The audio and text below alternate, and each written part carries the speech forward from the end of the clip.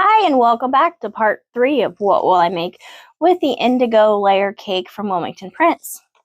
And I made the Snail Trail blocks. So I made 84, but I took 4 out because there's not a lot of contrast between that cream and white that I used for the background. So I've trimmed all of these up to 7.5 inches. So now we just need to start laying them out 8 by 10.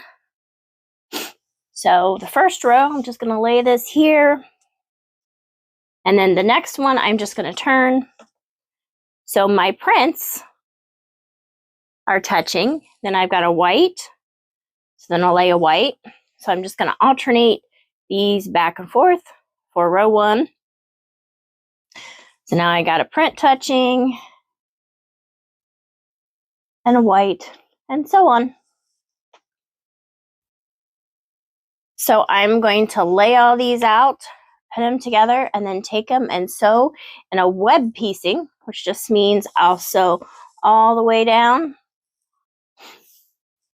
without breaking threads.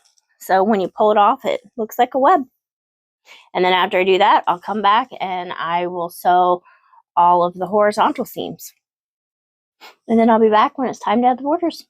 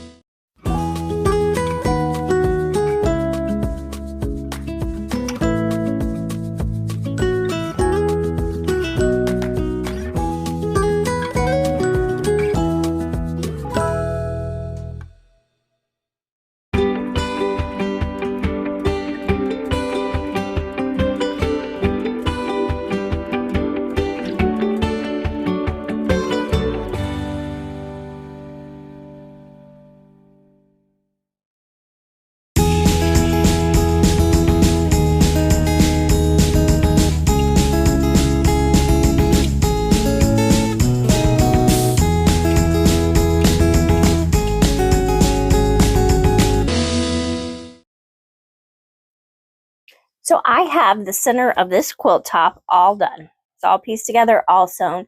So now I just need to add a border.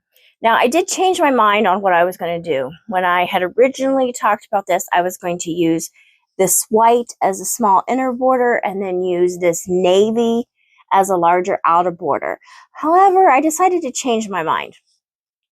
I decided I'm just going to put a large white border. This is a 6.5 inch border all the way around. And then you didn't use this as the binding. I thought the white all the way around would make the center of this quilt kind of pop out a little bit more. So that's what I'm going to do. Now, I do want to talk a little bit about the differences between my quilt and what Missouri Stars is going to look like. Now, when I was making these blocks, I did not trim up a 1/4 inch from these seams. I kind of trimmed it up to get the biggest block possible that I could at the time, and I did that on purpose. So when Missouri Stars blocks came out, they said their blocks should have been 8 inches, and then so they'd be 7.5 finished in the quilt. I ended up trimming mine to 7.5 inches, so there's 7 inches trimmed in. There'll be 7 inches 7 inches finished in the final quilt. If I would have trimmed them up to 1/2 inch, not a 1/2 inch, 1/4 inch of the seams where they meet on each, it would have been a much smaller block. I wanted to keep my block as big as possible. So right here, and you're going to see the difference right here in these little corners, they have a little notch out, where if I had trimmed them up to 1/4 inch, they would meet up all into a square. But since I didn't do it, they have this little notch in it, but it's in all of them. So it's uniform and I like it, and it gave me the biggest blocks I possibly could get.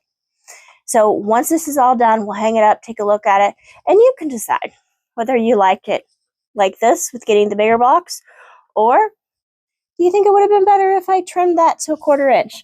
Personally, like I said, I like it because it's uniform and it's going to be in all the blocks, and it gave me the biggest blocks possible to make the biggest quilt top possible. All right, so let me add my border and hang it up.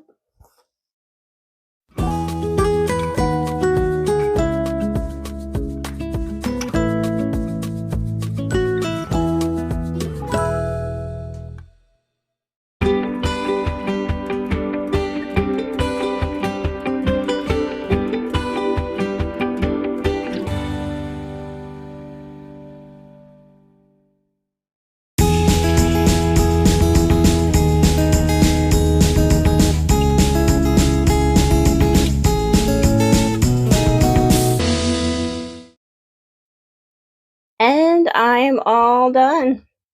So what will I make with the Indi-glow layer cake from Wilmington Prints? I made the Snail Trail quilt from Missouri Star Quilt Company, and my dimensions are approximately 68.5 by 82.5. Till next time, bye!